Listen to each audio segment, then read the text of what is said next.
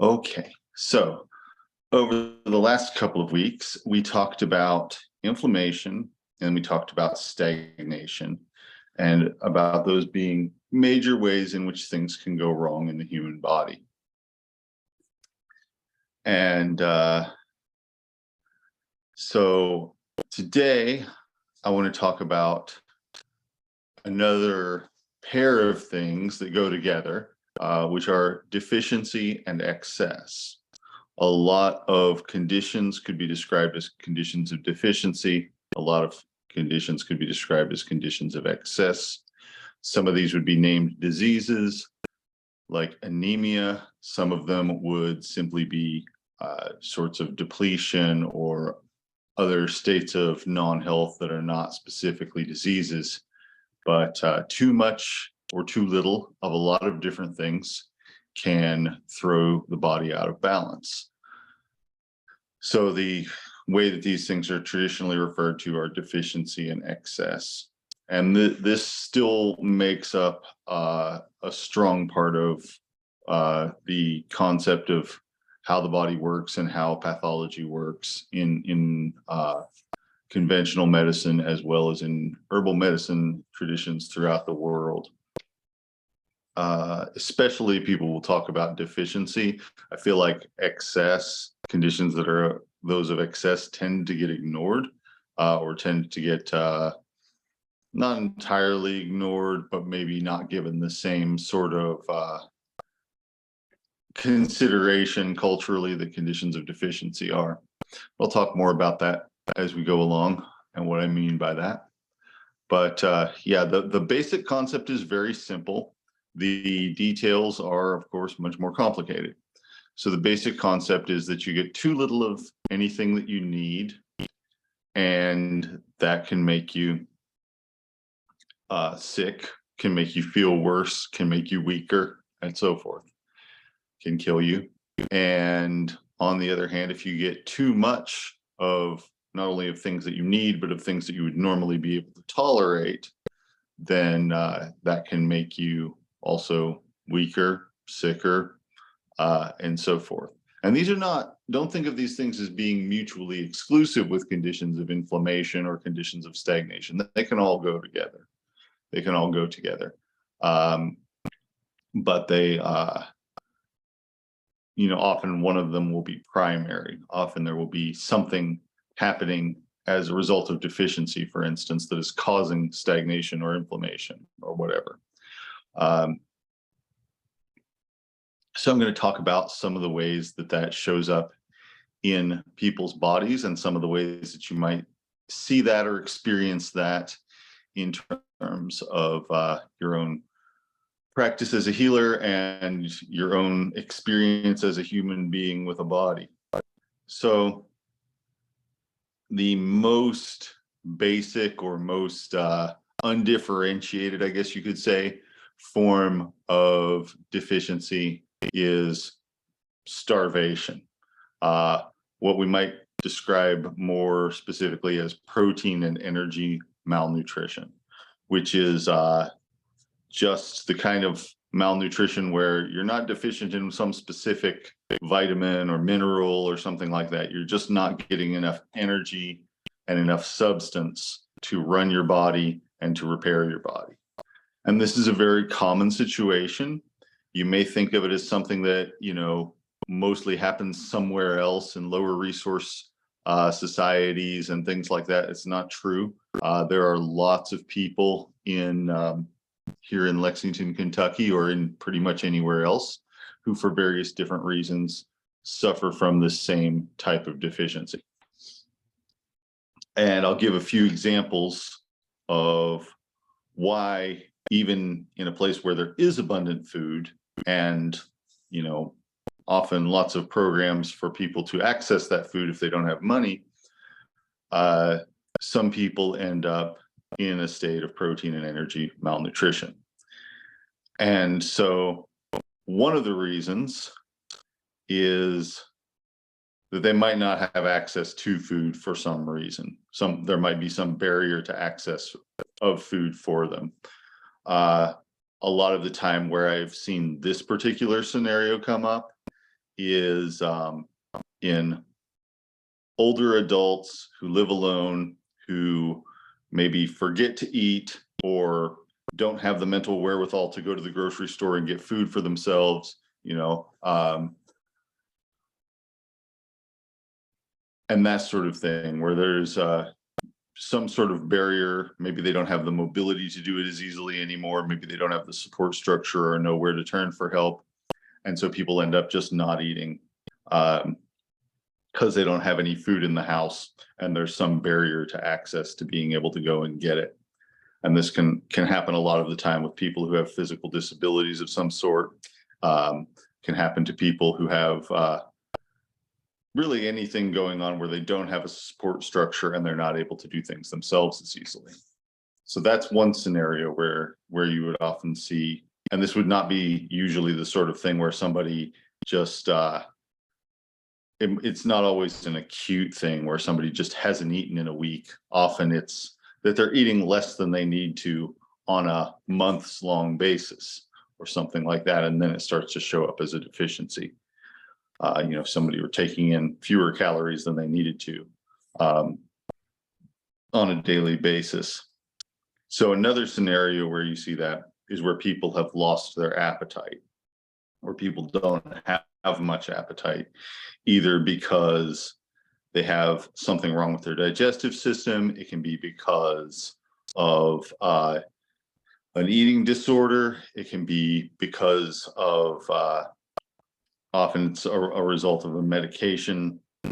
Chemotherapy does this to a lot of people.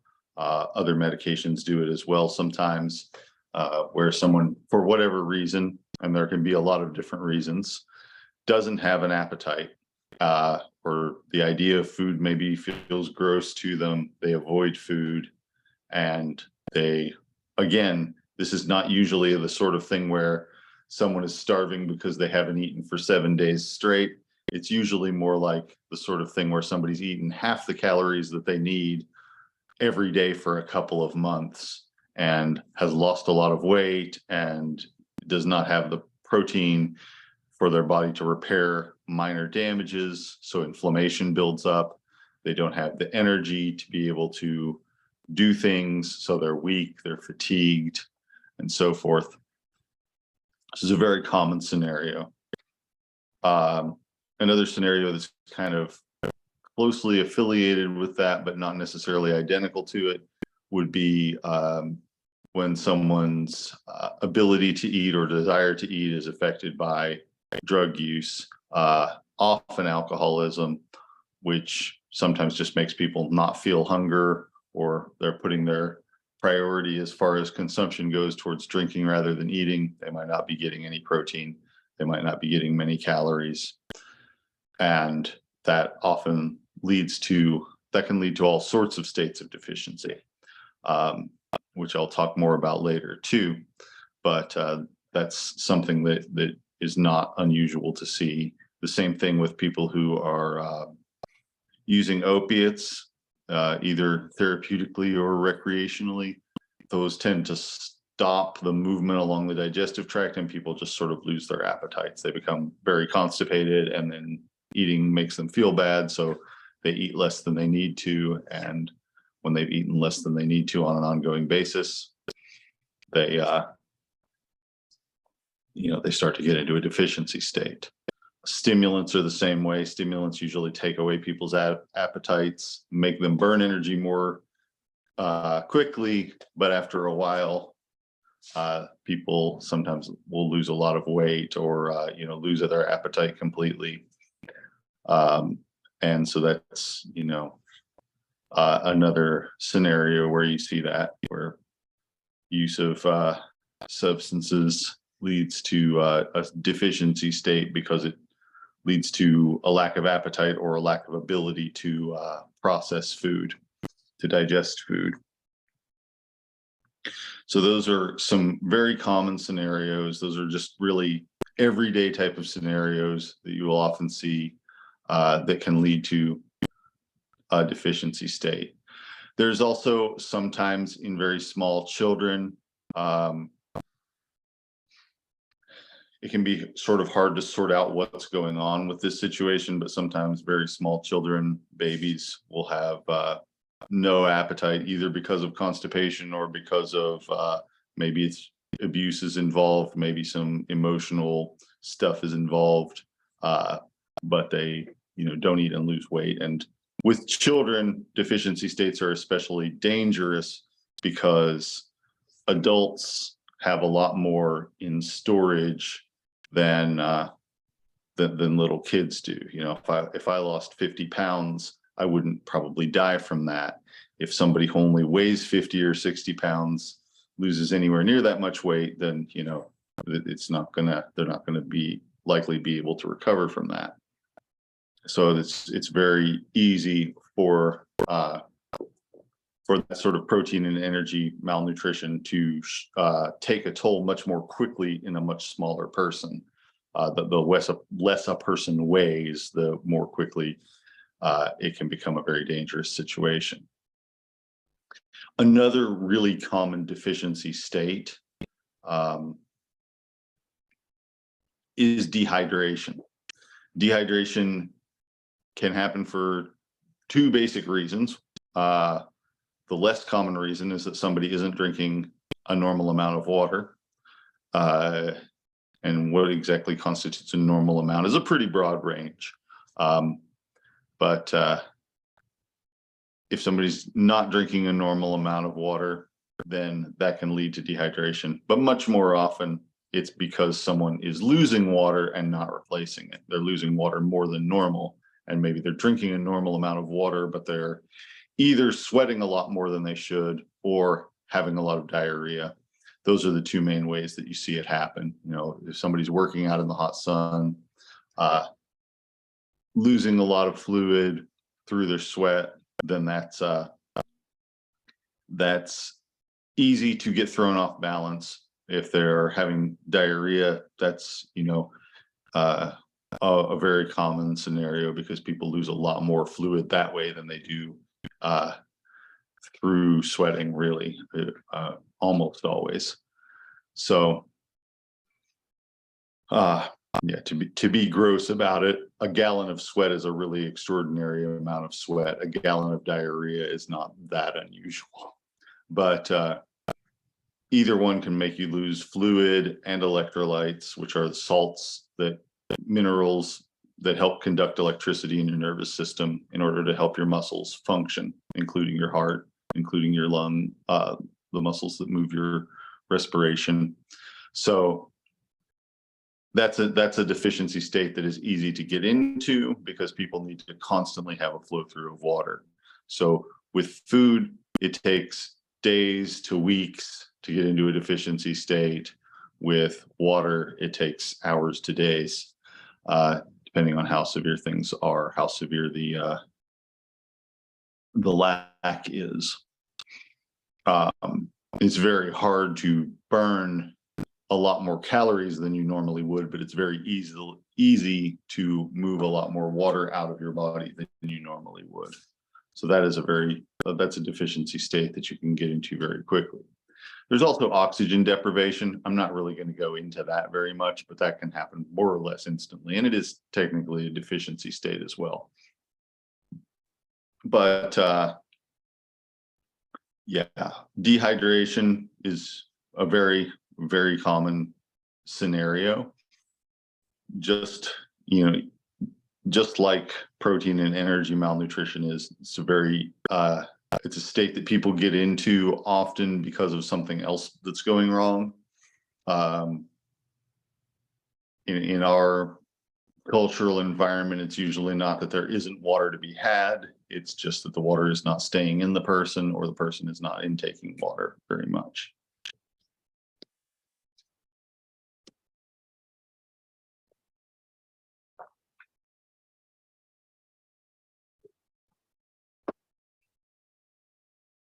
One way that you can assess for this is to feel someone's pulse when they're at rest and while they're sitting down, and time their pulse, and then have them stand up while continuing to time their pulse. And if their pulse picks up dramatically, in other words, their heart starts beating a lot faster when they stood up, that usually means that they don't have enough fluid volume in their circulatory system. That's not the only way that dehydration can manifest itself, but it is a very common thing, and it is something that changes pretty quickly. And it's a simple enough assessment that I feel like anybody can do it. So you just time someone's pulse in their wrist for 15 to 30 seconds, and then you have them stand up and time it for another 15 or 30 seconds right when they stand up. And often you'll find that it's quite a bit faster. Like, for example, it might go from 50 beats per minute to 80 beats per minute, something like that. That would be a really good sign that somebody does not have enough fluid volume, and that their heart is having to work harder to pump the fluid around against gravity, because there isn't enough, because the veins and arteries aren't as full as they should be.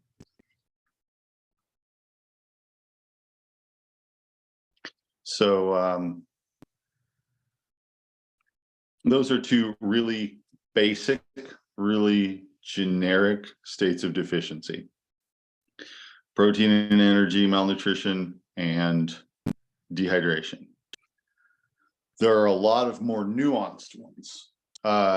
So if somebody is getting enough calories but not enough protein, that's a different deficiency state than if they weren't getting enough protein or energy. But that's still one that is focused around macronutrients, and that looks a little different. But both of them they're similar, and they often overlap in terms of who has them and that sort of thing. Sometimes with the adequate calories but not enough protein, that can be something you would see in people with sensory integration issues, people who maybe only eat a few foods. So if somebody just like tries to live off of crackers or something like that, you know, they can get enough calories from just eating crackers, but they can't easily get enough protein, because crackers don't have very much protein in them, and the amount of crackers you would have to eat to get an adequate supply of protein isn't very practicable. So that type of malnutrition takes quite a bit longer to set in. But it is something that you can see, and it is something that we do often encounter in somebody, especially in people who have a very restricted diet, whether it's like a strict vegetarian diet where they're, you know, maybe not eating a wide balanced variety of food, or whether it's somebody who has textural issues and sensory integration issues and sticks to only a few safe foods, none of which happen to contain protein in a meaningful amount. So that's something that you can occasionally find, but it's not as common as the other two. Probably more common than, well, not more common than dehydration, which can come and go very quickly, but more common than protein and energy malnutrition are micronutrient deficiencies. And these are situations that arise when somebody is not getting enough of a nutrient that they need a small amount of. Some of these have names from ancient times, where people recognize the pattern, and sometimes they didn't really know what the exact substance was that was a remedy for it, but they often knew of foods that would contain that substance. So for instance, scurvy is probably a really famous one. You know, sailors used to get it all the time. You get scurvy from not eating anything that has vitamin C in it. Vitamin C is found abundantly in fresh fruits and vegetables, whether they're leafy greens or citrus fruits or whatever.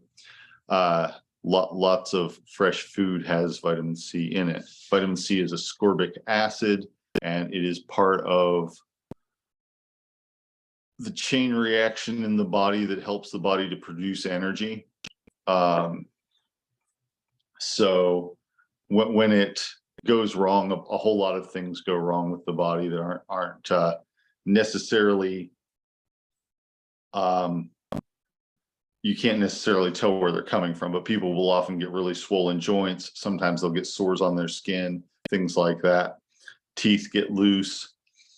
And so people knew from very ancient times that this was a disease that sailors got when they lived off of preserved food like salted meat and hardtack or crackers or whatever for long periods of time.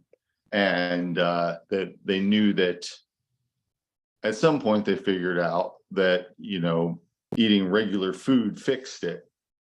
Eating a normal diet fixed it. It wasn't until quite a bit later that they figured out specifically what the substance was, and then started supplementing people who were on long sea voyages with substances that contained vitamin C, like lime juice, which keeps at room temperature indefinitely. Was the main reason. It's not that it contains so much more vitamin C than a lot of other foods, but it keeps well, and can be rationed out easily because it's liquid. So that's an example of a deficiency state. I don't see that sort of thing very often in my practice. It's possible to see it in certain circumstances, but it's not something that I have seen a lot of. Even among people that had a terrible diet, because so many things contain vitamin C that you almost have to be actively avoiding it or eating a very elemental diet that just has a couple of ingredients. If you're living off of chicken and rice, then there's less of an opportunity to get vitamin C if you're not incorporating other ingredients into your food. If you're living off of chicken and rice and collard greens, you'll probably be fine as far as that goes. So it's something that comes up in a more restricted diet type of situation. Another similar type of thing is rickets. Rickets is a deficiency of vitamin D. Rickets is something that you can sometimes see in modern times. People think of it like is relegated to the past, and that it was something orphans in the Victorian era got and stuff like that, which is true, but people still get it. You get vitamin D from animal fats. You get it from a lot of milk has vitamin D added to it. Milk has some vitamin D in it naturally, but they actually put vitamin D derived from fish into a lot of milk. So fish oils contain vitamin D. Other animal fats do too. And our bodies can make some vitamin D from exposure to sunlight. Here in Lexington, here at this latitude, it's hard to get enough sunlight to have adequate vitamin D. If you live somewhere tropical, even if you live like in the deep South, Florida or Southern Georgia or somewhere like that, then you probably have crossed the threshold to where you can get enough vitamin D if you're outside quite a bit. But in some places you can't, and so the further north you get, the less direct sunlight you get. So, or the further from the equator you get, it can go south too. There just isn't as much land mass in that area of the southern hemisphere. So, and of course, not very many people from the southern hemisphere come to my clinic, so I don't necessarily think of them as often. But the further from the equator you get, the less direct the sun's rays become, and the harder it is for your body to make an adequate supply of vitamin D just on its own through sunlight exposure. So we get it from our diets. And you can also get it supplementally.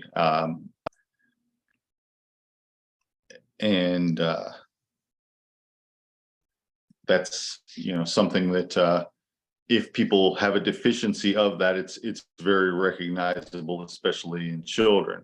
In adults, sometimes it can just be more inflammation, more depression, things like that are very nonspecific findings. But because vitamin D is essential to bone growth, it has a very strong effect in small children whose bones are still growing. And, for most of us, our bones are pretty much full size, not full density, but full size, and the shape that they're going to be mostly somewhere in our early teens or so. But in little kids, they're still developing very much. And if somebody's not getting enough vitamin D, they can be shaped funny. Legs can be kind of bowed, ribs can be kind of barrel chested shaped. Um, People being inside more and people using sunscreen when they are outside does increase the possibility of not getting enough sunlight and developing rickets.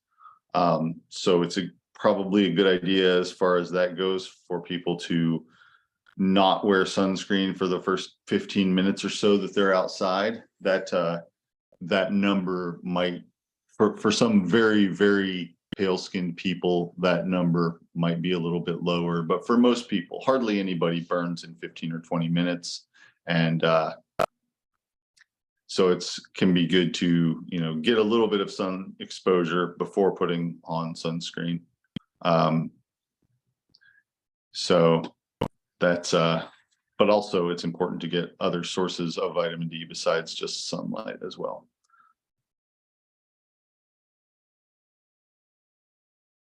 And let's see. So a really common deficiency state that I see and that probably a lot of people are familiar with is anemia. Anemia is basically iron deficiency. You can have anemia for a few different reasons. It's a lack of ability to carry oxygen in your blood. Usually it's either because somebody is not taking in iron, or even more commonly, because they're losing blood and that's depleting them of iron. So it's very common in anybody that has periods, but especially people in the first few years of having periods will often have anemia because maybe they're heavier, maybe their body just isn't as used to it, and so forth. But it's a very common thing. It's not very common in men, and it's not very common in anybody that's past menopause. It's usually when there is anemia in somebody like that, in those populations, it's usually about losing blood, often through the digestive tract, like having a bleeding ulcer or something like that, bleeding sores inside the digestive system. Will often slowly lead to anemia. Cancer can as well. So those are all, fairly common scenarios. But when somebody is anemic, usually the main thing they notice is fatigue, weakness, and dizziness sometimes, especially when standing up. So all of that is part of a deficiency of a specific nutrient that helps, of iron specifically, that helps to carry oxygen in the blood. In just a moment, I'll be right back.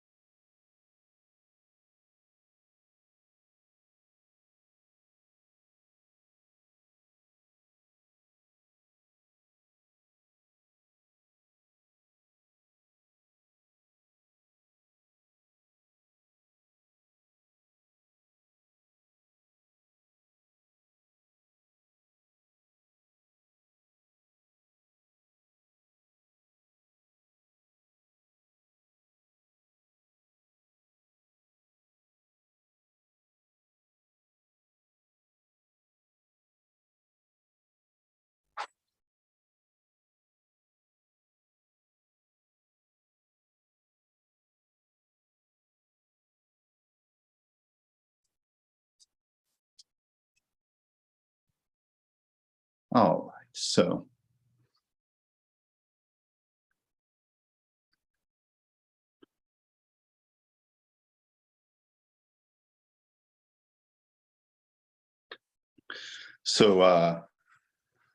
there are also B vitamin deficiencies. B vitamin deficiencies are pretty rare in modern clinical scenarios. They're not non-existent or whatever, but B vitamins are added to so many foods, especially so many wheat products, flour products. They're enriched with niacin, thiamine, riboflavin, everything like that. So it can be pretty hard to get deficient in those vitamins from a dietary standpoint. Most people are taking in plenty of them. Deficiencies of those vitamins often will show up in the skin and in the nervous system. So somebody will have maybe thickening of the skin, maybe stiffness of the joints, maybe difficulty sleeping, maybe fatigue. B12 deficiency is pretty common, not super common, but fairly common. This can be either because of a very strict vegetarian vegan diet without supplementing it, or it can be because some people's livers are just not good at storing vitamin B12. B12 is the only B vitamin that people store really on a long-term basis. Most of the other ones, if you take it and your body uses what's in your system at the time, and the rest gets passed out through your urine if you don't need it. So people who are taking diuretics and people who are drinking alcohol can sometimes become deficient in B vitamins because their kidneys are just processing things faster, moving things through faster, and that can lead to a deficiency. And that can sometimes look like a lot of confusion, like even maybe when the person is sober or whatever, they might have some confusion that can look like senility or Alzheimer's disease or something like that. It can also happen in people that have urinary tract infections, especially older people. Can sometimes make them kind of hallucinate or have confusion or delusions about where they are, what's going on around them. And often that can be fixed by helping to soothe the kidneys and the urinary tract and supplementing with B vitamins. So that's, B vitamins are something that you can get deficient in quickly because your body doesn't keep them on hand. But as long as you're eating anything, even a lot of really processed junk foods contain a lot of B vitamins. So it's not something you see as much of from a deficiency standpoint as some of the other things that I talked about. Now, excess is kind of the flip side of all of that.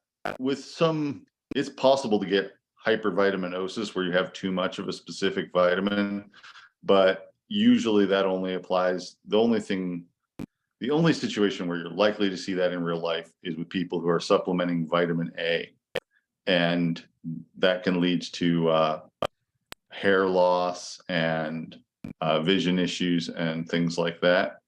Some other symptoms, but brittle nails. But with vitamin C, you don't really see it. With the B vitamins, you don't really see it because the kidneys are really good at getting rid of them if there's too much. With minerals, you can definitely get too much. You can get too much iron. That's often to do with how your body is processing iron rather than just intake. Too much iron in the diet usually just leads to constipation. Too much iron in the blood sometimes leads to headaches. So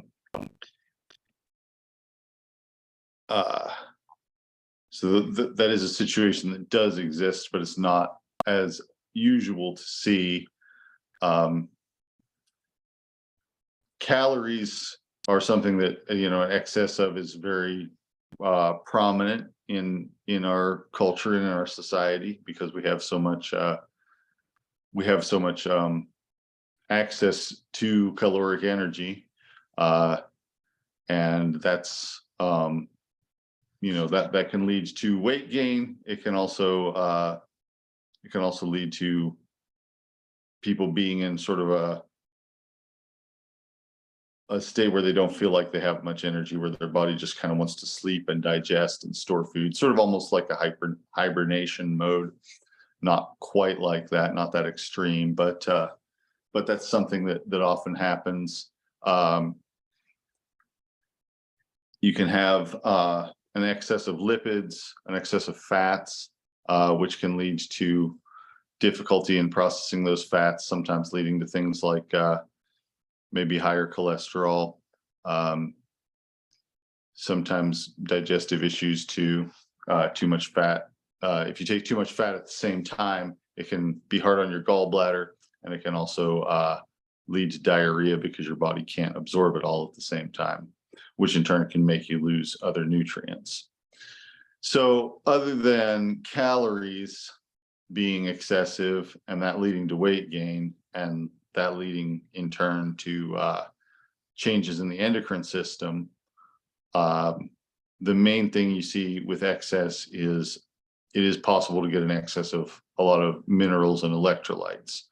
Sodium is the easiest one to get an excess of because the world is covered in salty oceans, and so it's a pretty abundant. It's our most abundant electrolyte in nature. With the human diet, it's often added salt that's been added to food that's the source of too much sodium. And the way that too much sodium manifests is that blood pressure gets higher, tension gets higher, the heart has a harder time beating, muscles have a harder time recovering after strain.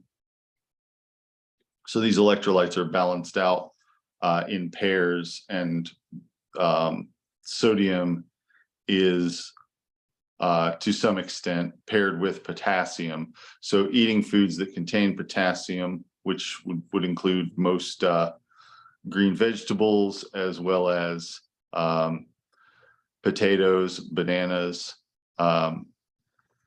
These sources of potassium will often help to balance out sodium, help the body to, the kidneys are what's responsible for maintaining the balance of sodium and potassium. So sometimes that getting more potassium will help to get rid of excess sodium.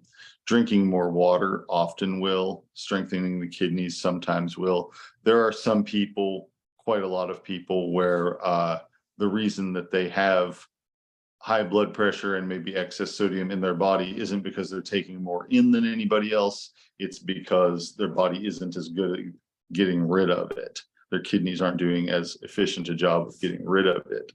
And that's especially true as we get older. A lot of the time people find that when they were younger, they could eat lots of salty food and it didn't bother them. And then when they get older, it does bother them. And that's probably just a matter of the kidneys becoming less efficient at getting rid of it as we age. And there are hormonal things that affect that as well. For instance, there is a hormone called aldosterone that makes people retain sodium and spill potassium. So there are a lot of different factors that come into how that's processed. But the true, deficiency and excess would be a lot to do with what's being taken in and whether there's enough water to move it through if need be. So lots of different manifestations of deficiency and excess in the body. And like I said, moderation is a key, balance is a key to human health. So it's almost you can get too much of just about anything, and in smaller amounts, just about anything won't be so bad. There's a famous herbalist, alchemist type person called Paracelsus, who was a Swiss physician from the Middle Ages, and he always said that the dose makes the poison, and that anything can be poisonous if you get enough of it, and nothing is poisonous in a small enough dose, in the smallest possible dose. So that's, more or less the case. That's fairly accurate. And so, a lot of things that might be nutrients in the right amount can be poisons in too large amounts. And that applies to, for instance, sugars, it applies to salts, fats, lots of things. And sometimes if you look at kind of the mainstream popular narrative around food, people will sometimes paint fat and salt and sugar as being bad. They're not bad. They're really good, but we have just very easy access to them. And so it's very easy to get too much of them. But our bodies are designed to seek out and crave sweet and salty and greasy foods. And if you were living the way that people lived a couple thousand years ago, or even a couple hundred years ago, it would be usually not very likely for you to get too much of those things. Or if you did, it would be a short-lived situation. But maybe your tribe would kill a wildebeest or something, and you'd overeat for a few days, but then things would balance out after you didn't have that for a while. So but in our culture, it's pretty possible to overeat every day and to have lots of donuts and cheeseburgers and things like that are very craveable, that are designed to be very craveable by the people making and selling them, and that people do crave and sometimes get more of than their bodies are really made to handle. So let's see, this question: can parathyroid issues cause a vitamin D deficiency or vice versa? Yeah, so parathyroid and vitamin D come into the same processes. So yes, parathyroid has the tendency to, the parathyroid hormone, parathormone, as it's catchily named, makes calcium become available from bones. So bones store calcium and release it into the bloodstream. Parathyroid hormone messages them to release calcium into the bloodstream. Vitamin D, which is also a steroid, which also could be described as a hormone, messages the bones to acquire and accumulate mineralization, calcium. And so they kind of work at opposite purposes to each other. So yes, it could make it so that you don't have enough vitamin D activity in your system. But essentially what's going on is the parathyroid hormone is telling your bones to release calcium into your bloodstream, which, they should do that some, because your body uses calcium for regulating your heartbeat and things like that.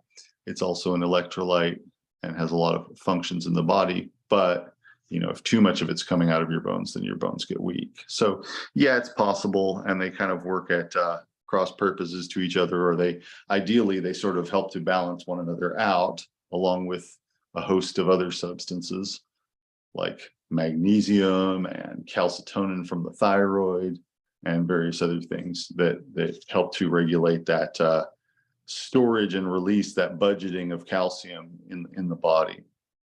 But if there's too much parathyroid activity happening, then it will take more vitamin D to sort of counter that out and balance it out. And if there's not enough happening, then I'm not sure exactly what that would look like, but maybe they would, maybe it would lead to the vitamin D doing more of what it's doing unopposed in a way that doesn't lead to balance either.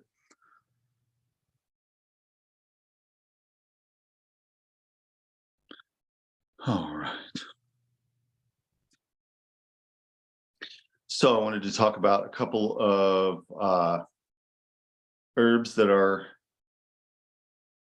visible in our environment right now, depending on where you live, of course, but visible around here. And the first one I want to talk about is mullein. Mullein is a pretty recognizable plant. It has large velvety leaves. Well, they start out small, but they get large. They can get, maybe as long as from my elbow to my fingertips, 18 or 20 inches long at their longest. And the plant itself is sometimes 6 or 8 feet tall and has a stalk of yellow flowers right up the middle. I'm going to show you a picture of it.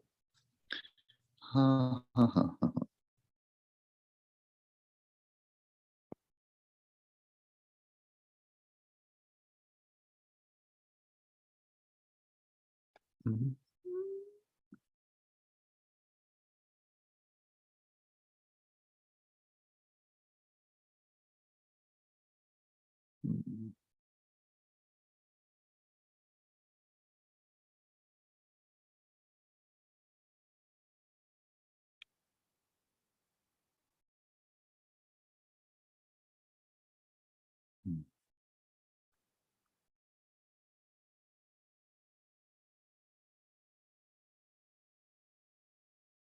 Okay, here's a picture of it. It has the stem that grows some yellow flowers on it at the top, and then under that it has the stem with leaves on it going in different directions, and then at the base of it, it has what's called a basal rosette, which is leaves growing out in all different directions from a central point. And the leaves feel velvety or like flannel. They don't feel bristly and sandpapery. They feel very soft and velvety. And this is a very common plant that likes to grow in areas with a lot of drainage, in rocky soil, often in piles of gravel, sometimes in the large granite stones along the railroad tracks. This one is growing out of a crack in my driveway. I had actually harvested a couple years previously. I had harvested some mullein, sat it on the tongue of the medicine wagon while I was getting some stuff set up inside the medicine wagon to hang it up and dry it. And while it was sitting there, it dropped some seeds, and some mullein plants grew in a crack in my asphalt driveway. And I let this one continue to grow, and it grew there for a couple years. So the first year that it grows, it's just the basal rosette. It doesn't put up a stem. It's just the leaves coming out from a central point in all different directions, right on the ground. And here in Kentucky, this plant overwinters. So you can find mullein growing in places where it grows all year long. You can go there in the winter and it'll still be there. It'll look pretty rough and brown and stuff, but it'll often still be there. And then in the spring, it starts growing again. So what it does is the first year it puts out just leaves, and those leaves gather up sunlight and store that energy in the root. And then the second year, it sends up a flowering stalk. It uses that energy that it's stored through the first year and the second year to make a flowering stem with flowers on it that go to seed. Sometimes, if it's in a place that doesn't get a lot of light, it will grow just the basal rosette for 2 or 3 years and then put up a flowering stem when it gets enough energy to. But it's all a matter of it saving up enough energy and then putting that energy towards reproduction, which is a very energy intensive process for plants. So it puts up the stem, and as you can see, this at the top of the flowering stalk, there's lots of little buds, little. They bud, and then they flower, and then they turn into fruits, and it still looks like this most of the time, except there will be part of it that will be in flower with yellow flowers.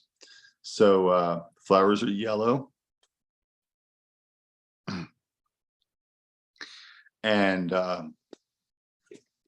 visited by a variety of insects which pollinate it. And each of those little buds that you saw turns into a fruit that has a bunch of seeds in it. The seeds are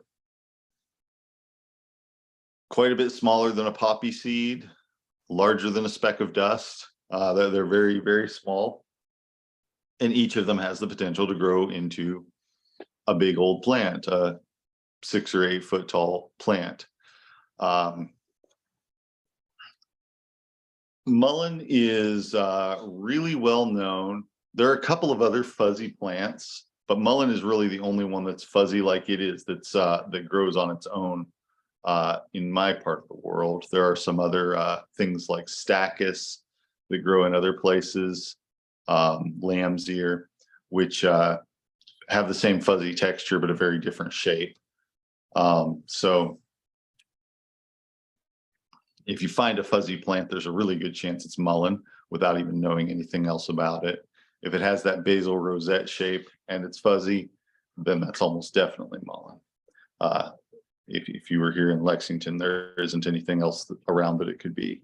I don't want to say that there isn't anything else anywhere that it could be, but it's a very common plant. It's probably native to Eurasia. I mean, it is native to Eurasia, probably not native here, probably introduced here, but very much naturalized. Very common to see around places where people go and around disturbances that people create. Like I said, it doesn't really need soil. It will grow in piles of rocks or whatever. It just needs somewhere where it can take root and where the water will wash over it and, wet its roots when it rains. It doesn't like to be in muddy ground. It doesn't like to be in anywhere where it's going to stay wet. So right now, mullein is about to come into flower here. Some plants of it are already in flower, but a lot of plants of it are tall and getting ready to flower. I like to harvest the leaves just as the plant is coming into flower, but you can harvest them, like I said, just about all year.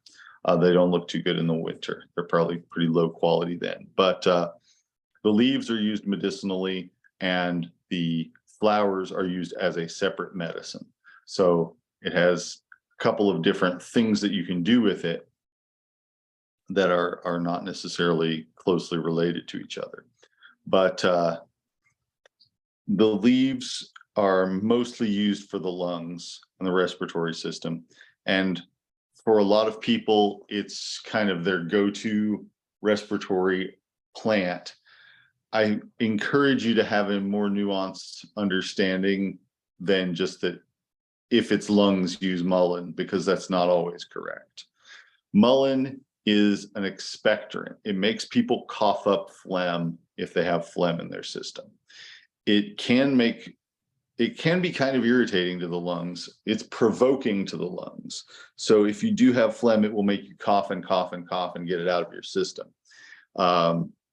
If you have a dry cough and you take mullein, it will just make you cough more to no apparent avail a lot of the time. It does have some anti-inflammatory stuff in it, so sometimes it might help, but for the most part, think of it as something to make people cough up phlegm, to break up phlegm. A couple of weeks ago, I was seeing lots of people on social media saying, use mullein for smoke from wildfires, because there was so much smoke from the wildfires in Canada coming down into the northern United States. And maybe, but not necessarily. Mullein would not be the first thing I would reach for in that situation. It is not the first thing that I reach for someone whose lungs are irritated already. You want to do something soothing first, something that's going to decrease the inflammation in their lungs. And if they need mullein, we can use mullein too, but it's not the first thing I would reach for. Butterfly weed is, maybe a more favored choice for me as far as that goes. So, and that's also something that is blooming right now. So mullein is a good respiratory remedy. It's good for, it helps to open up the airways a little bit. It reduces inflammation a little bit, and it most especially provokes breaking up of phlegm. So if somebody's got a lot of congestion and they're trying to move that congestion out of their lungs, mullein is the thing for that. And that's what mullein is great for. Combines well with thyme or mint, which also help with that process. But even just by itself, it's a really good thing. If you read older herb books, a lot of the time they will talk about smoking mullein, drying it and smoking it. Again, as a way to provoke coughing. It does do that, but I don't really like that. I don't think that's a very, I think it's harsh, because you're inhaling smoke particles. And you're not only inhaling smoke particles, you're inhaling smoke particles that are particularly provoking to the lungs. So yes, you can smoke it, and that is a traditional use for it, and that can yield dramatic results, but I find it to be a very harsh remedy, and so it's not something that I ever use in that way. But I do like mullein as a tea or as a tincture for helping break up congestion and helping, if somebody has a wet cough, helping to move that fluid out and to dry it up. So it is a useful remedy. It is not a one-size-fits-all remedy, but it's a good one to know about. And you can go out and hack down one mullein stalk and have, from that one plant, you can have way more mullein than you need for the year. So it's a very easy thing to harvest, enough for personal use or for a small community practice for. Even in my practice, 1 or 2 stalks of mullein does it for the year, because you can really get a lot of leaves off of one stalk. It's also possible to go out and pick a few leaves here and there and not take a whole stalk of it. But it also, keep in mind that the year that it puts up the flowering stem, that's its last year. It's not a perennial, even though it can persist for a few years. It's it's more like a biennial. Technically, it could be considered a perennial, but it's monocarpic. It only goes to bloom once, and then it's done. So, it's not going to keep coming back, even if you don't harvest the whole plant. But it will go to seed, and that is something that you might want it to do. And it will, if it's in rocky ground, it will often vigorously and successfully reseed itself. On our next herb walk, the place that I would like to take you is in the woods, and it has an area where they've brought in some truckloads of gravel and just sort of flattened it out to make not really a parking lot, but just an area where people can walk up to the trails. And there's tons of mullein growing there, just because it's gravel, and most plants don't like to grow right out of the gravel, but mullein loves it. So with any other plant, you want to make sure that when you are harvesting it, you harvest it from somewhere that is ecologically reasonable, somewhere that it's not going to come into contact with a lot of pollution and that sort of thing. Because mullein is not a native plant, and because it's not very ecologically sensitive, you usually don't have to worry about over harvesting it.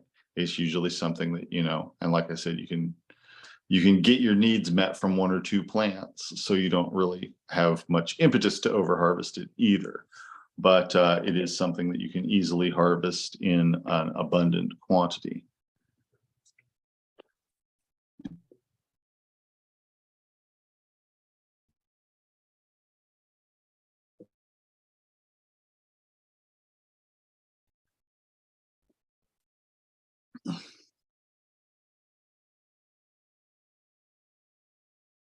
So I mentioned that the flowers of mullein are kind of a different remedy. At least in my tradition of use, the flowers are used differently. And the way that I prepare the flowers is that I make an oil infusion of them. I pick the flowers, which if you rub them between your fingers, they actually have a palpable amount of oil in them already. They're kind of oily. They don't dry very well. So usually what I do with them is I put them directly in oil as I'm picking them. I'll have a jar of oil and pick mullein flowers and put it in them. And then I will sit that somewhere warm so that it will get dried out, so that that the water that's in them will cook out of them. This could be in, you could put it in a jar and put it up against the hot water pipe of your hot water heater, or you could put it in something like a slow cooker on a very low temperature, but just something that's going to be where it's going to be kept warm and be allowed for the water vapor that's in it to come out of it so that it doesn't mold. But just picking the flowers and putting them directly in oil. I use grapeseed oil for this. I have used avocado oil and sesame oil and various other ones for it as well. A lot of the time I use grapeseed oil. And this will make a nice oil infusion, which when you rub it on the skin, it's slightly warming to the skin. If you rub it in vigorously, it will make the skin get all warm and increase the circulation to that spot.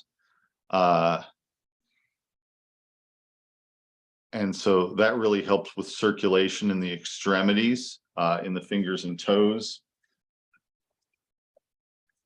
And it is also useful for muscles that are cramping. If somebody's having muscle cramps from overexertion, or just a lot of tension or spasm in their muscles, rubbing mullein oil on the skin can help to warm up the skin, which then relaxes the muscles. And it may have some other antispasmodic effects to it as well, but it tends to be really calming to people. I've used it for people who had very bad anxiety. It can be taken internally as well. It has, when it's taken internally, it has sort of a calming effect, but it's not really sedating. It doesn't make people sleepy, and it doesn't make them feel sedated, but it does sometimes take the edge off of mental disturbance or anxiety or something like that. It's very, very mild when it's used that way, but it's really a nice topical thing for warming the skin and for relaxing the muscles and for improving the circulation into the extremities. And again, that oil infusion is really important when you're making it, if you make it, to keep it somewhere warm, not hot so that it's cooking, but warm so that it's drying out for 24 to 36 hours uncovered. I mean, you can put something like a cheesecloth over it so that it's not, so the flies aren't getting into it or anything, but nothing that's going to keep the water trapped inside. Because what you're trying to do is get what little water there is in those flowers to evaporate out. So you need to keep it warm for a while. And, you can put it in like an oven on 150 degrees, or you can put it in a slow cooker on warm, or you can put the jar next to the hot water pipe of your hot water heater and just sit it there, just so that it will be warm, warmer than room temperature, so that the water molecules that are in it have more energy than the water molecules in the room and are therefore dissipating out into the room instead of staying in the jar. So if you don't do that part, it will turn to a moldy mess pretty quickly. So it's really, really important that you don't neglect that stage of the process. But that is a real simple, real versatile remedy that you can use for a lot of things, and a very well-known part of domestic medicine, home remedy type thing where I'm from. And definitely something that I kept with me and used a lot, especially in the early part of my practice for the first few years of practicing, I didn't have a clinic that I was working out of. I would just go to people, and I had, a backpack that I kept my stuff in, and a box that I kept some other stuff in, and just do house calls on my bike, or else I would go to festivals and other things like that, and be interacting with people in person in those scenarios, but without having a central location. So I had a relatively small set of remedies that I carried around with me in those days, and mullein oil was definitely one of them. It can also be rubbed on the chest to break up congestion, and it's not, minty or aromatic or anything like that. Mhm. Hang on just a minute, I'll be right back.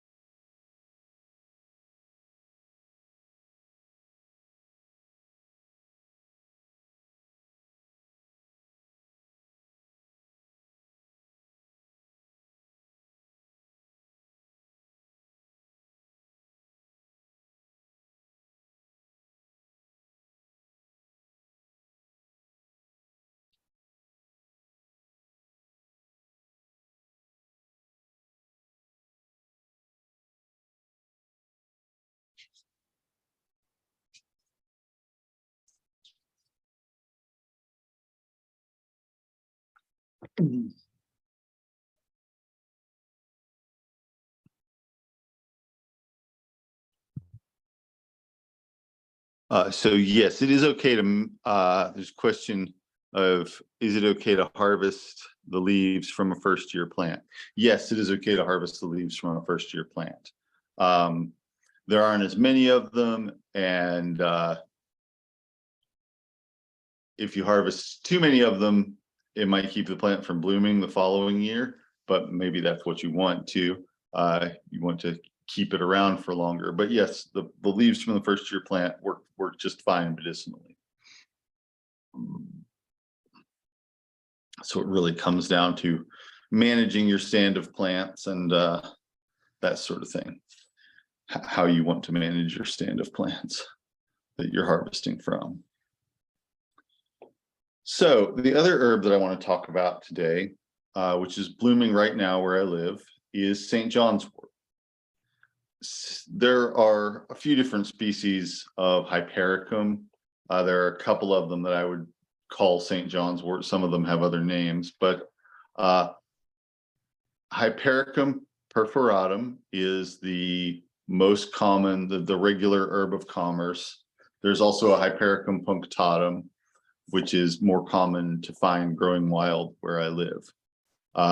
They're very similar plants. And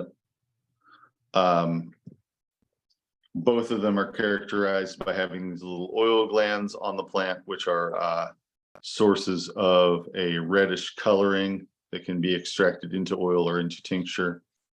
And they come into bloom right around this time of year, right around the longest day of the year. Actually, they bloom a few days before it and a few days after it. And that's when they're in full bloom. You can find a bloom here and there after that, or before that sometimes, mostly after it. But if you harvest it this week, it's really good. If you harvest it 10 days from now, it's really weak. So it has a short window of time where it's really good medicine. And that window of time is now. So that's why I'm including it in this week's class. And this is a very it's a very beloved folk remedy. It's a very widely used medicine. It has a lot of different uses. So I'm going to talk about the oil first. And the oil is made just the way that I described making the mullein oil. With the punctatum species, the American species, you can use the leaves and the flowers in with perforatum, which is the usual cultivated species and the usual species in Europe, and it also grows wild as a weed in parts of the United States, but not so much around here. This is it will yield a nice red color into the oil, mostly from the flower buds. So you pick the flower buds or the flowers just before they open, and you put them directly in the oil. You do everything like I just said. Keep it warm for a while and let it digest, so that it's, letting the watery components out of it. And you should get a red colored oil. It should be nice and red, like almost blood red. Sometimes it looks a little more orange, and that's a little bit weaker, but not necessarily useless or anything. But when it turns out really good, it's a nice deep red color. And this oil is called Cantarion in Serbian and in some other languages in Eastern Europe. And this name comes from the word centaur, and is an allusion to the Greek mythical creature Chiron, who is he's a centaur, and he was the inventor of surgery and one of kind of the patron deities of physicians and healers and surgeons especially.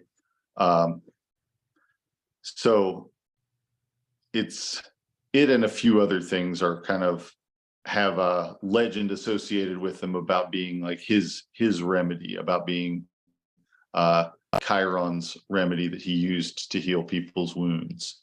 So topically, the St. John's wort oil is really good for helping wounds to heal. It can often help things not to become infected, and it can help to for injuries to heal without scarring. If it's used on an ongoing basis, it can often make scars fade.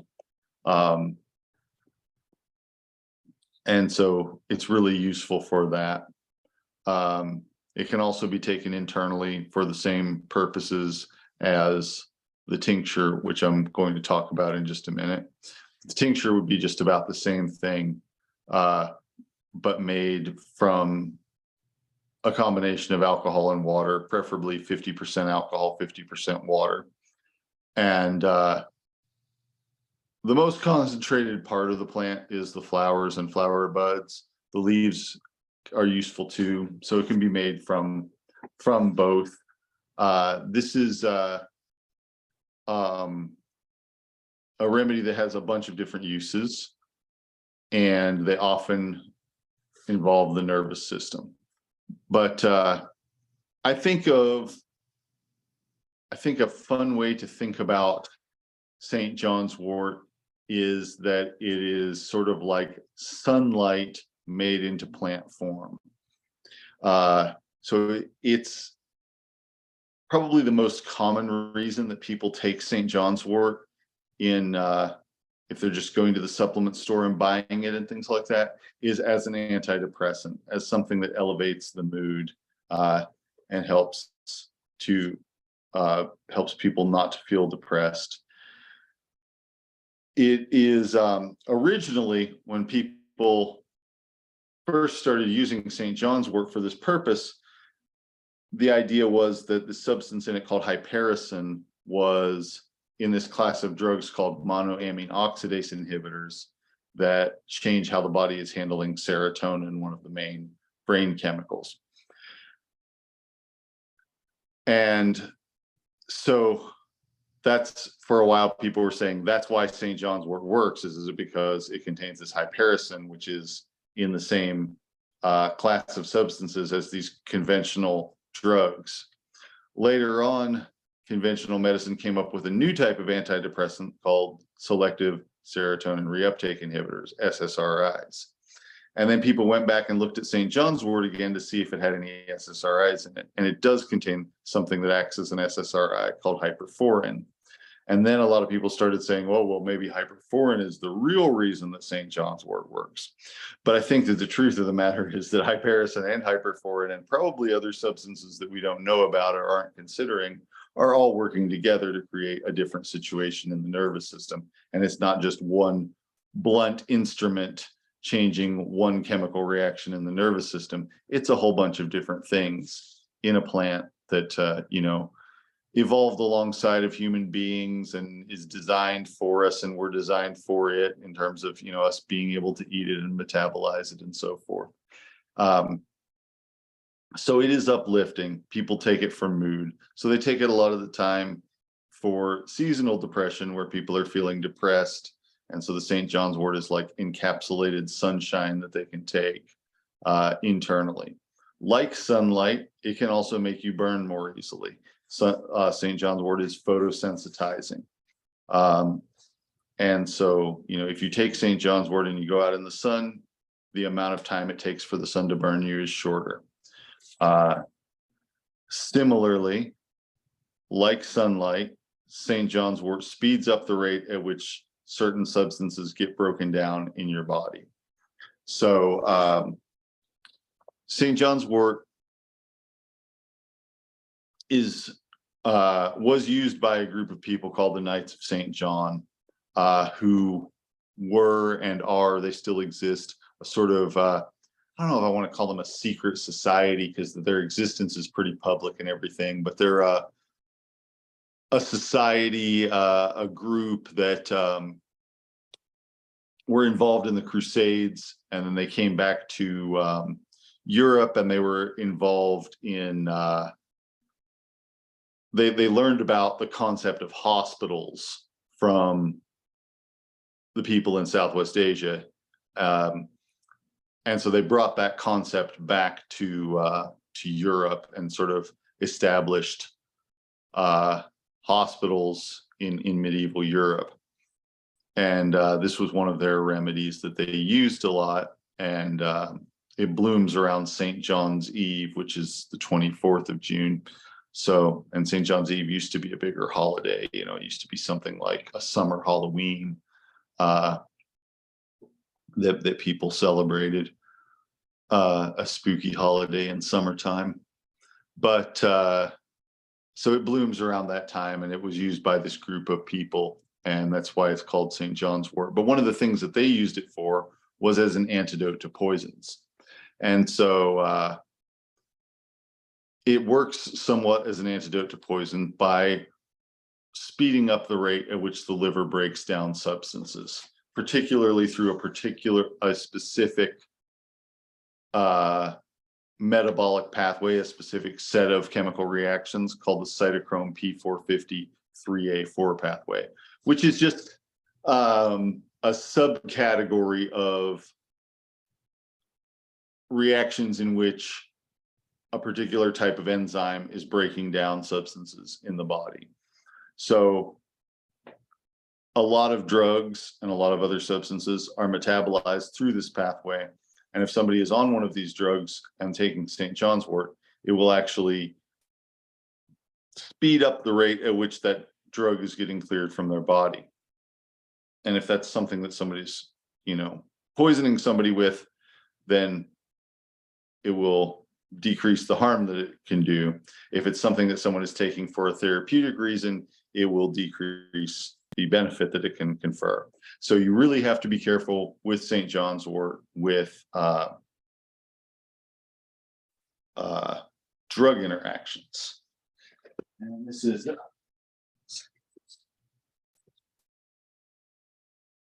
a reference book from about 13 years ago that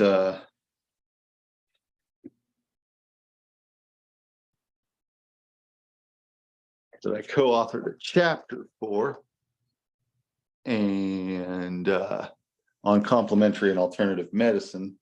And one of the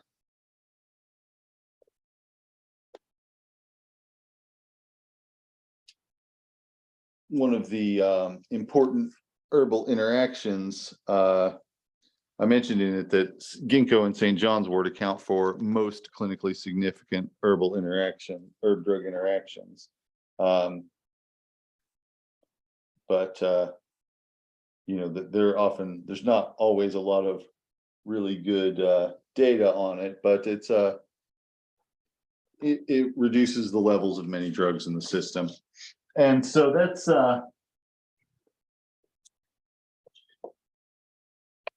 that's something that you have to be aware of if you're using St. John's wort. It's often not the right thing to use if somebody is on other prescription medicines.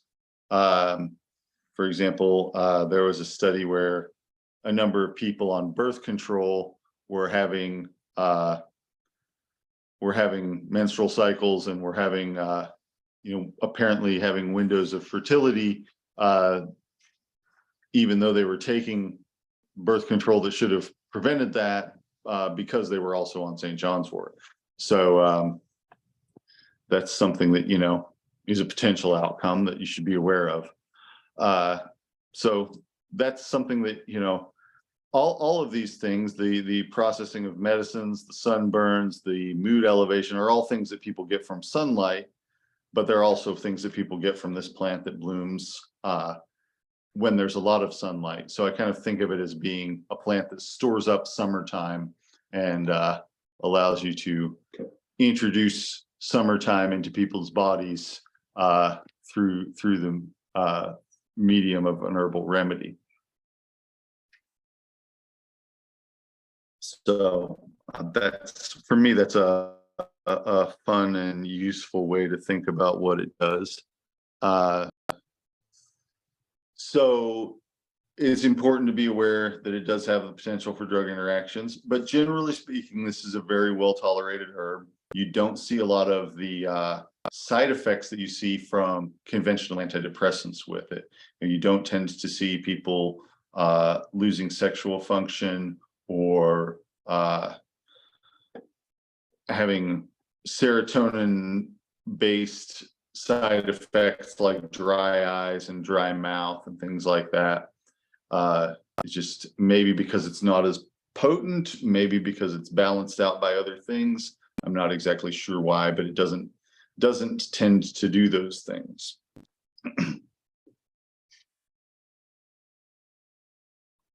And like I said, the oil can be taken internally for the same purposes, but it can also be applied externally for wound healing and healing of scars, which is a pretty useful thing to have on hand.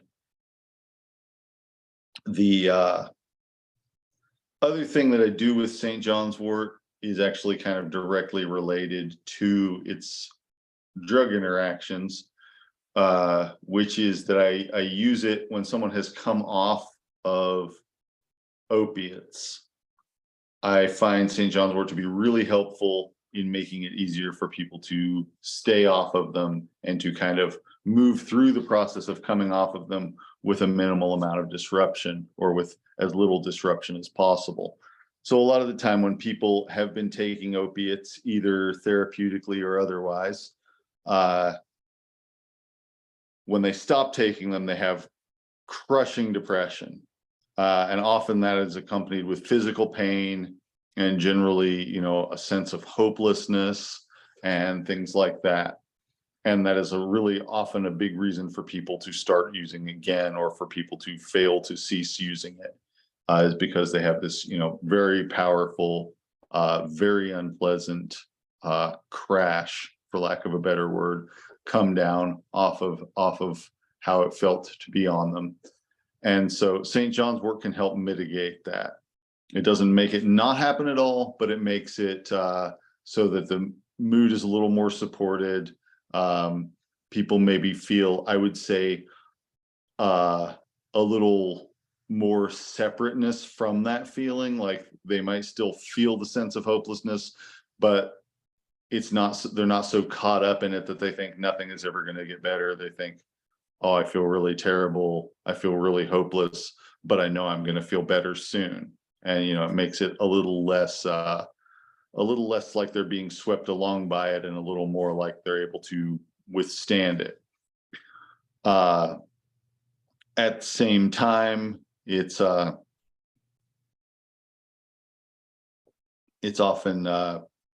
helping to shorten the duration of all the withdrawal symptoms and all the symptoms of having had it in your system. So the constipation, the lack of appetite, the physical pain are all somewhat mitigated by the St. John's wort. And it makes the withdrawal process a little less harrowing, and it makes it shorter, which I think is a really crucial thing, because how people feel on day one might only be a little bit better than it normally would be, but how people feel on day 5 is really significantly different. And so a lot of people can withstand, feeling horrible for a day or 2 days, but when you get into 5 days and a week and stuff like that, that can be really taxing for people and can sometimes lead to people relapsing or, continuing with the habit of using stuff that they're trying to stop using. So over the last, it's been well over a decade now. I've worked with a whole bunch of people who I worked with hundreds of people who were trying to come off of stuff that I've used St. John's wort with. I've worked with well over 100 people who had previously tried to quit, been unable to quit, and were trying to quit again, this time with the help of St. John's wort. And with those people, the vast majority of them were able to cease using it on the second try with St. John's wort. And some of them came back for a third try who were not successful with the second try and succeeded. So it really can be a life-changing thing. It can really help a lot to get people out of that situation, which is a really dark situation for a lot of people. It's a situation where a lot of people really feel trapped in the addiction and unable to get out of it. And even with the St. John's wort, it's still really unpleasant. It still takes really a lot of work on the part of the person going through it. But sometimes it can just, make the difference between it being a successful attempt and a less successful attempt.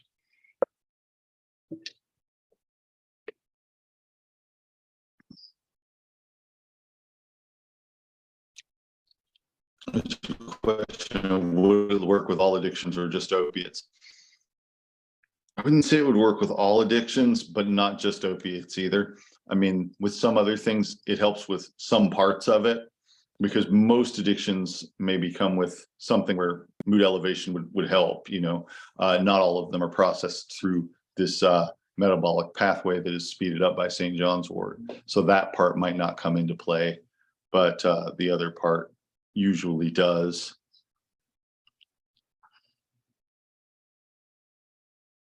So there's a question of for that situation, is it better to use the oil infusion or the tincture? I usually use the tincture for that situation. I haven't compared them and tried to see which one actually works better. But the tincture is what I've been using and seems to be helpful. So,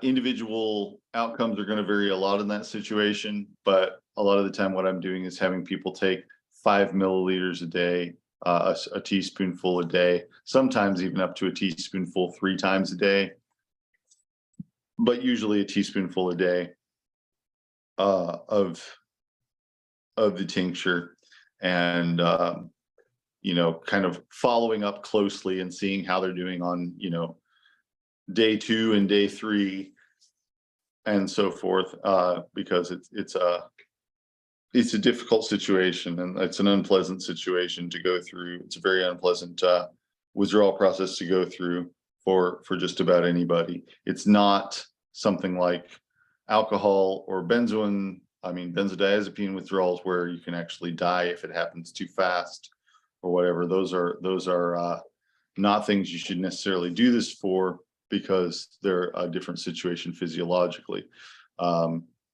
The only way that people really die from opiate withdrawal is when they kill themselves. And so, St. John's wort is helpful uh, in trying to keep that from happening, trying to keep people in a better state of mind, and keep people from being in as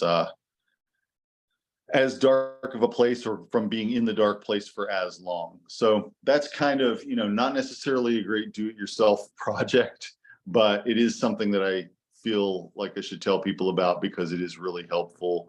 And there aren't a whole lot of things out there that I'm seeing that other people are doing that are helpful in that situation. And it's here where I live, it's a very common, very pervasive addiction that very frequently starts with people being on these drugs for therapeutic purposes, and then being unable to quit them afterwards. So I've seen it destroy a lot of people's lives and a lot of communities and things like that. So I'm you know doing what I can to spread some information that I find to be helpful in the face of that.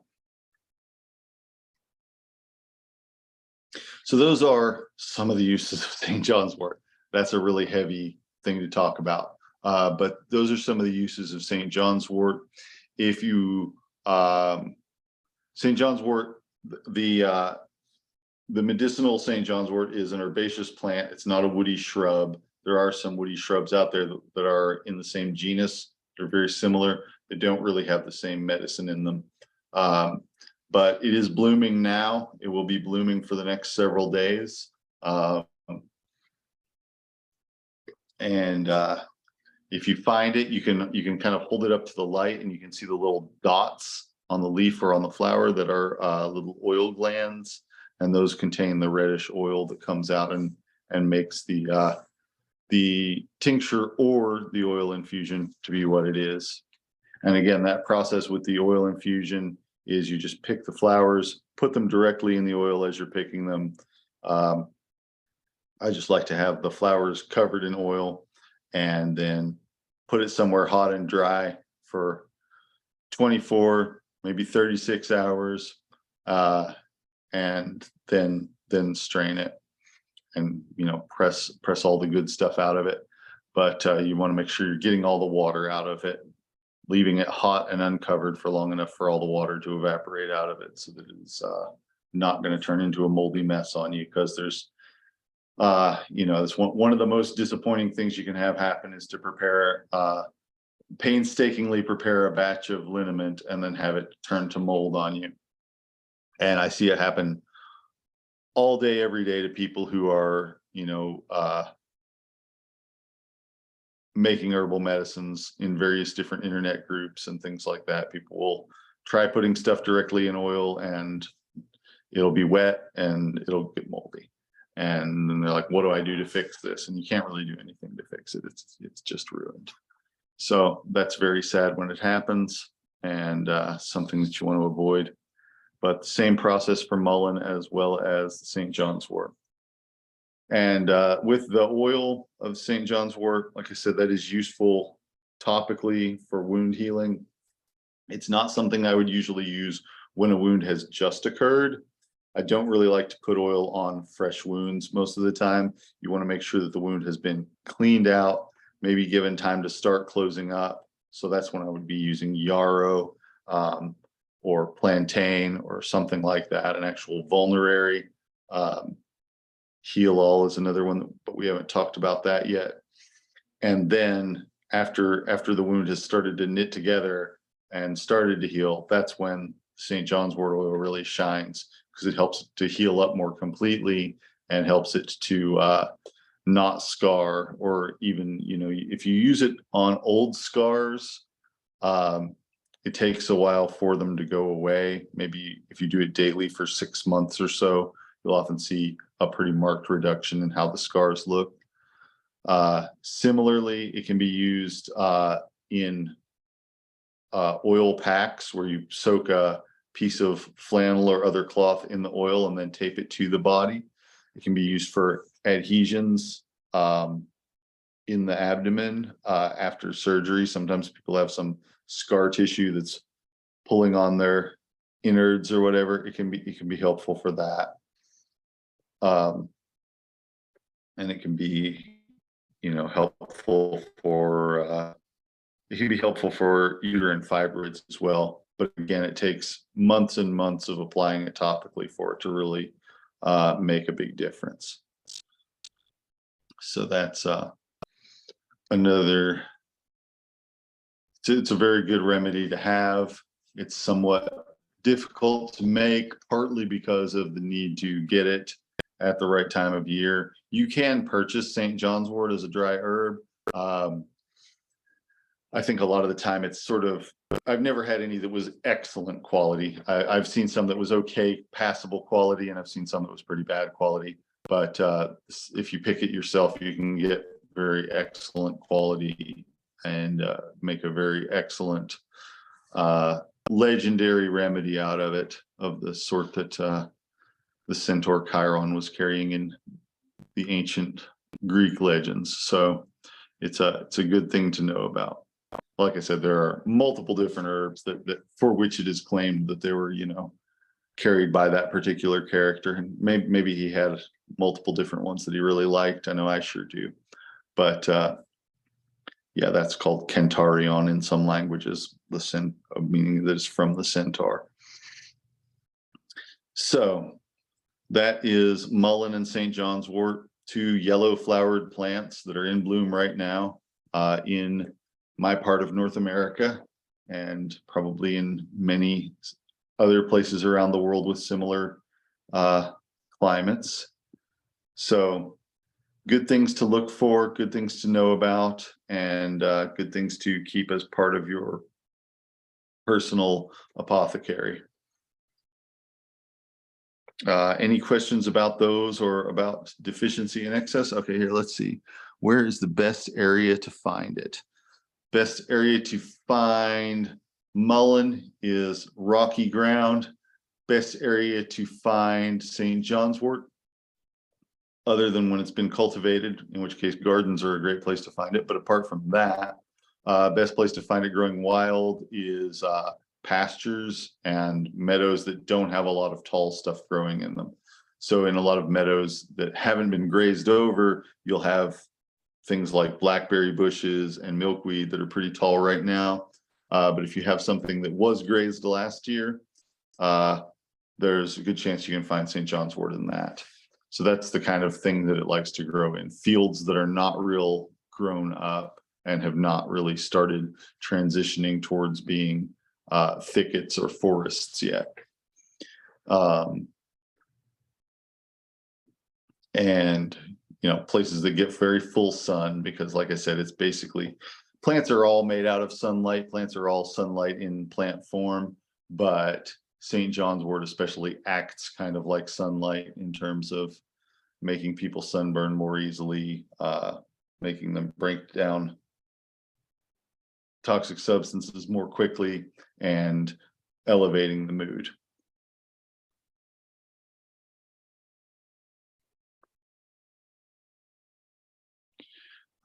So yeah, those are, I would encourage you to go out and look for those. St. John's wort, not necessarily the easiest thing to find, but mullein is very abundant, nearly in the way that dandelions are very abundant, but it's a little more selective about where it grows. But you can most likely find it growing not far from where you live, if you're in the same part of the world that I'm in. And in a lot of other parts of the world as well. Though, of course, not all of them.